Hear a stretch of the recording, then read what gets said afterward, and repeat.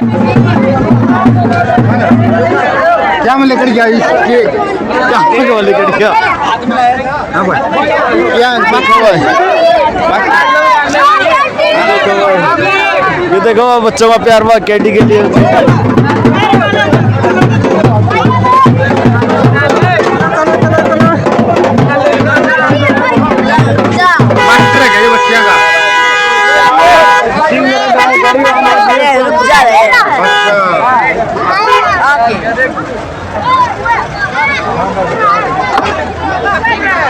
गायक है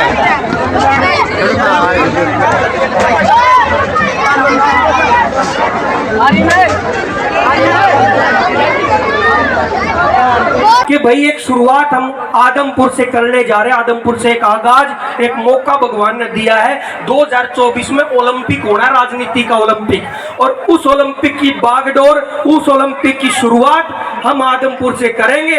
अगर वहां से हमने जीत सुनिश्चित कर दी तो वो 2024 वाला ओलंपिक भी हम जीत जाएंगे। वहां के लिए भी न्योता है, जिसकी कोई रिश्तेदारी हो, जानकारी हो, वहां भी फोन करके जरूर कहना कि आपने आज तक दूसरों के बेटे बेटियों के लिए वोट दिए हैं, दूसरों के परिवारों के लिए वोट दिए हैं, एक वोट अपने लिए भी दे लो, अपने बच्चों के लिए भी दे लो, अपने बच्चों को भी आगे ले आओ। वजीर ढांडा जी का और संजय जी का, जिन्होंने इतने शानदार कार्यक्रम का आयोजन किया, हर व्यवस्था इतनी अच्छे से की है इन्होंने। भाई बेशक वो टेंट की व्यवस्था हो, बेशक वो मंच की व्यवस्था हो या स्वागत की व्यवस्था हो। जब माता बहनें हमारी मातृशक्ति जब चुंदड़ी और दामन में आई तो बहुत सुंदर लगा वो दृश्य, बहुत अच्छा भी लगा कि इतनी शानदार तैयारी इन्होंने की, कोई भी कमी आज के कार्यक्रम में इन्होंने नहीं छोड़ी। इसके लिए इनको बधाई भी देता हूँ और जोरदार तालियां भी चाहूंगा और धन्यवाद भी करता हूँ। मेरे ख्याल से इतना कुछ करने के बाद कुछ बाकी कोई कमी रहती नहीं, पर फिर भी इतना है पाछे भी जे को है कमी रहेगी, फिर वो कहने वाली बात है। कहीं इसे होया कर बड़े तो बड़ा ब्याह कर रखे, एक जना ने बेचारा ने सारा खर्चा लाया, सारे पकवान बनाए, तकड़ा टेंट लाया, 2 जने बढ़िया जिम के बाहर जाने बोले ना के ब्याह था, अचार तो था ही नहीं, तो वह वो अचार वाली कमी काटनी है तो अलग बात है, बाकी कमी कोई आज के प्रोग्राम में है नहीं। हर तरीके से अच्छी व्यवस्था, और मैं धन्यवाद करता हूँ ग्रामवासियों का भी, बाहर से आए हुए लोगों का भी। आज का मुद्दा इनकी ज्वाइनिंग के लिए हम सब इकट्ठा हुए। आम आदमी पार्टी का जो बढ़ता काफिला है, कारवां है, ये खुशी की बात है कि हरियाणा का भविष्य एक अच्छी दिशा में जा रहा है। आज तक हरियाणा ने पक्ष और विपक्ष देखे थे, पहली बार हरियाणा विकल्प देख रहा है। हमने मुद्दों पे कभी चुनाव नहीं लड़ा, मेरे बड़े बुजुर्ग बैठे हैं, हमने दादा लाई राजनीति ज्यादा देखी है। और जींद तो ऐसी धरती है जहां से सभी पार्टियों ने अपनी राजनीति का आगाज किया, सभी पार्टियों ने यहाँ रैलियां की है और सभी पार्टियों ने इस जींद की धरती को इस्तेमाल किया है अपनी पार्टियों को बड़ा बनाने में। इस जींद की धरती से सबने शुरुआत करके सबसे पीछे जींद को रखा है। अब समय बदलाव का है और ये युवा साथियों का जोश और मातृशक्ति जो इतनी संख्या में आई है, ये जोश बता रहा है कि आने वाले वक्त में हरियाणा एक बड़ा बदलाव लेके आएगा, एक नई राजनीति का आगाज हरियाणा में होगा। और हरियाणा के लोग जब ठान लेते हैं, जब मन में बस जाती है कोई बात की हाँ अब की बार हमने तख्ता पलट करना है, तो करके छोड़ते हैं। इस बात का गवाह है किसान आंदोलन।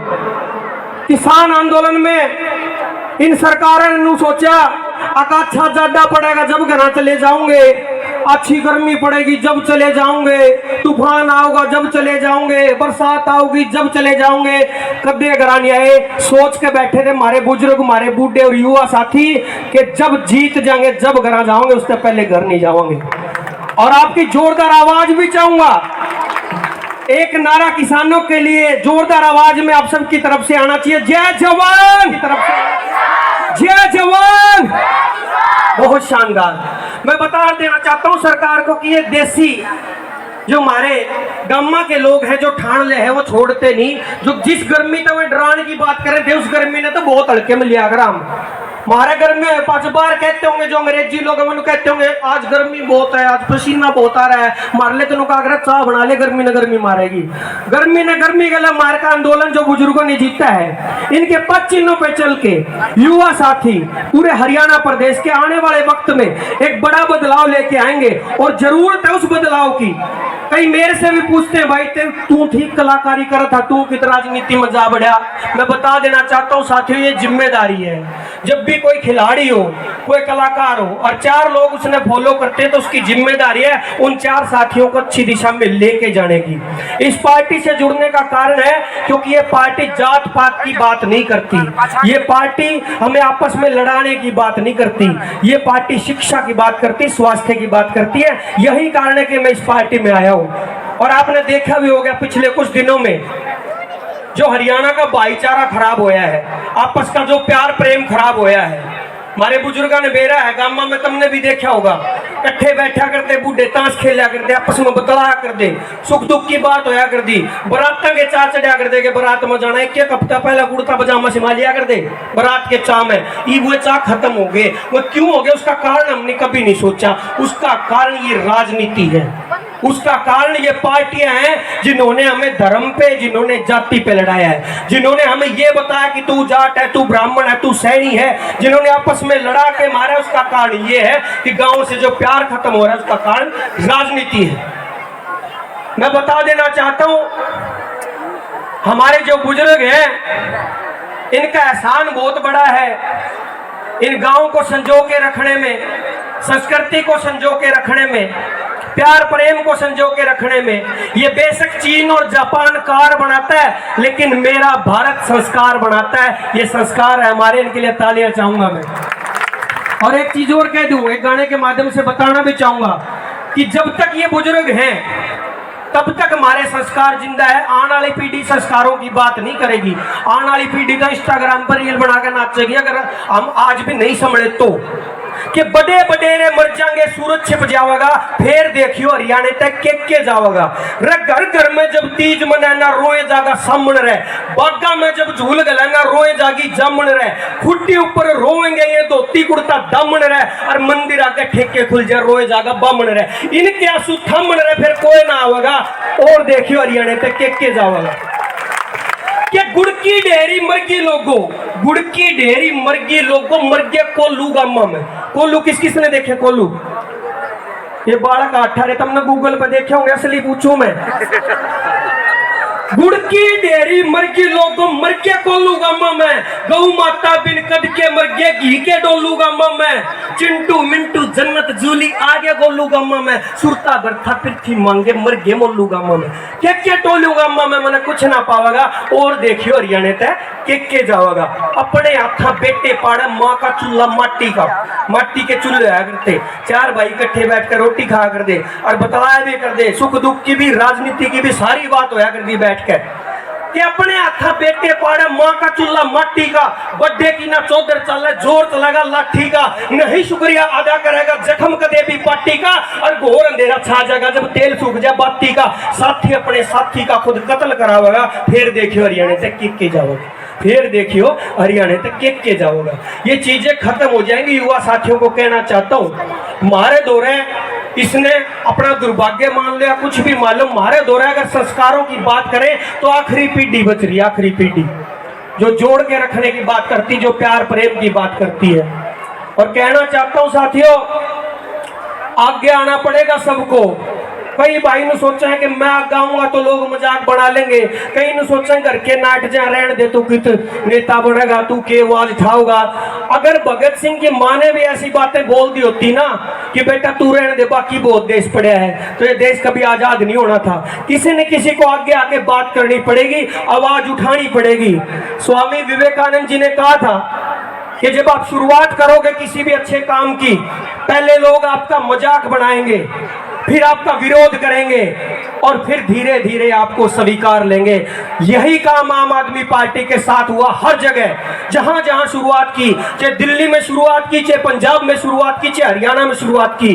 पंजाब में भी लोग नुको थे, नुबलाइए क्या करेंगे टोपी वाले, बोले इनका माहौल इतना को नहीं।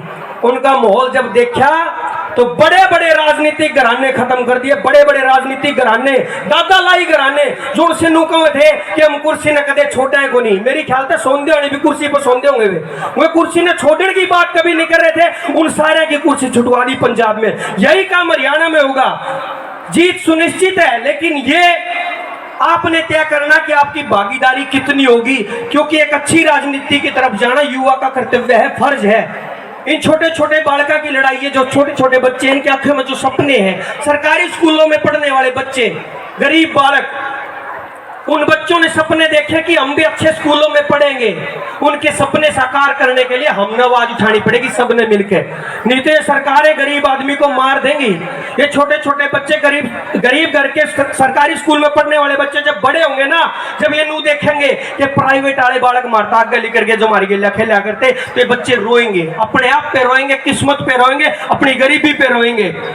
और जब ये रोएंगे तो इनके मन में आत्महत्या जैसे ख्याल आएंगे। ये सरकारें गरीब आदमी को बेऔलादा करना चाहती है। इनका आपका तो है नहीं औलाद, गरीब की ओर मारना चाहोगे। मैं कहना चाहता हूं साथियों, आगे आके आवाज उठाओ, उलझे मत रहा करो। हमें मिट्टी गोली दे दी सारे युवा साथियों को। जो जियो की सिम आई है ना, जियो की सिम फ्री में ली थी, जो लाइन में लाग कर मैं भी ले लूं, मैं भी ले लूं। ये असल में आप सबको एक तलवार ऐसी दी थी जिससे अपनी ही गर्दन आप काट सको। हमें जियो फ्री में नेट देके इतने बिजी कर दिए, गाने देखने में, यूट्यूब देखने में, फेसबुक देखने में, हमने याद नहीं रहता कि हम बेरोजगार हैं। बेरोजगारी महसूस ही नहीं होती। ग्राउंड पर देखा तो सारे बेरोजगार हैं, और इंस्टाग्राम पर चले जाओ, कोई 2.5 लाख का सूट पहन रही है, किसी का बालम थानेदार है, सारे नौकरी लाग रहे हैं। इस चीज को समझना पड़ेगा, हकीकत क्या है। हमें डिजिटल दुनिया तक बाहर आके ग्राउंड की हकीकत समझनी पड़ेगी। जिस दिन समझ जाओगे उस दिन कामयाब भी हो जाओगे। सरकार को ध्यान देना चाहिए था हमारी बेरोजगारी पे, सरकार को ध्यान देना चाहिए था स्कूलों पे, और सरकार नु के बोला साउथ अफ्रीका के बोला चिट्टे ले आए हैं। क्या जरूरत थी भाई हमने चिट्टा की? इस देश ने क्या जरूरत थी चिट्टा की? हर गांव में चिट्टे हमारे पास। इन बालका ने स्टेडियम दे दो, इन बालका ने खेलने का ग्राउंड दे दो, इन बच्चों को अच्छी नौकरियां दे दो, इन बच्चों को मौका दे दो, हर गांव में तो चिट्टे लिखड़ेंगे। कोई जरूरत नहीं अफ्रीका से चिट्टे ले आने की। और चुगर देखो फिर रहे हैं बीजेपी वाले नेता जो वर्ल्ड कप जीत के ले आए हैं। चुगर देखो, चिट्टा का चुगर देखो, चिट्टा की भी टेंशन हो रही है। अब मैं इंडिया में आया हूँ कि बीजेपी में आया हूँ, कंफ्यूज हो रहा हूँ भी बेचारा। आवाज उठानी पड़ेगी असली चीजों को बाहर आके। और बहुत सारे साथी जो बरगलाने का काम करते हैं दूसरी पार्टियों को, जो कहते हैं कि केजरीवाल ने दिल्ली में फ्री देके दिल्ली को बर्बाद कर दिया, देश को बर्बाद करने की स्कीम है, जो झूठ फैलाने का काम करते हैं। मैं क्लियर कर देना चाहता हूं, बता देना चाहता हूं, जो केजरीवाल जी आपको दिल्ली की जनता को जो फ्री में देते हैं वो दिल्ली की जनता का ही पैसा है। दिल्ली की जनता जो टैक्स देती है उस टैक्स को ईमानदारी से वापस करते हैं। अपने लिए जहाज, हेलीकॉप्टर, कोठी, बंगले नहीं लेते। इसलिए वो दिल्ली की जनता को फ्री में शिक्षा दे पा रहे हैं, फ्री में पानी दे पा रहे हैं, अच्छी व्यवस्था दे पा रहे हैं। अपने आना तभी जब जाकर कहूँ गाँव में मखा तारा टैक्स का पीसा है यो, हर दिन टैक्स देते हो आप। गांव के लोग कई सोचते भोले बहुत हमने सोचा हमने तो कदे टैक्स भरे है को नहीं। भरना जरूरी नहीं होता, डेली टैक्स भरते हो। सुबह उठते हो, चाय पीते हो, जो चाय पत्ती लेके आते हो उसके ऊपर टैक्स है। ऊपर जो पंखा चला उस पर टैक्स है। बीड़ी का बंडल लिया उस पर टैक्स है। बालक नु कहते दादा कुरकुरे दुआइए, वो कुरकुरे जब दुआ के लिया उस कुरकुरे पे भी टैक्स है। दूध पीते हो, दूध पर टैक्स है। एक गांव में मैं बताऊं था, मखा दूध पर टैक्स बोला ना आपा तो दूध वाला तो कौन देंगे। मैं क्यों? बोला मैं ऐसे ले रहा घर की। अरे मैं तेरी बुआ बिनौले तो खावे है, उस पर तो है टैक्स। समझना पड़ेगा अपने को, हर चीज पे हम टैक्स दे रहे हैं और उस टैक्स का ईमानदारी से सरकार वापिस नहीं दे रही। ये धोखा हमारे साथ हो रहा है।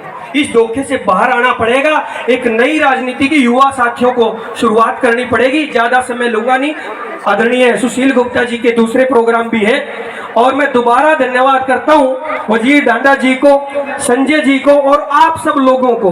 और एक न्योता नू भी देकर जाऊंगा कि भाई एक शुरुआत हम आदमपुर से करने जा रहे हैं। आदमपुर से एक आगाज, एक मौका भगवान ने दिया है। 2024 में ओलंपिक होना, राजनीति का ओलंपिक, और उस ओलंपिक की बागडोर, उस ओलंपिक की शुरुआत हम आदमपुर से करेंगे। अगर वहां से हमने जीत सुनिश्चित कर दी तो वो 2024 वाला ओलंपिक भी हम जीत जाएंगे। वहां के लिए भी न्योता है, जिसकी कोई रिश्तेदारी हो, जानकारी हो, वहां भी फोन करके जरूर कहना कि आपने आज तक दूसरों के बेटे बेटियों के लिए वोट दिए हैं, दूसरों के परिवारों के लिए वोट दिए हैं, एक वोट अपने लिए भी दे लो, अपने बच्चों के लिए भी दे लो, अपने बच्चों को भी आगे ले आओ। इन्हीं शब्दों के साथ आप सबका धन्यवाद करता हूं। राम राम, प्रणाम, नमस्ते, धन्यवाद।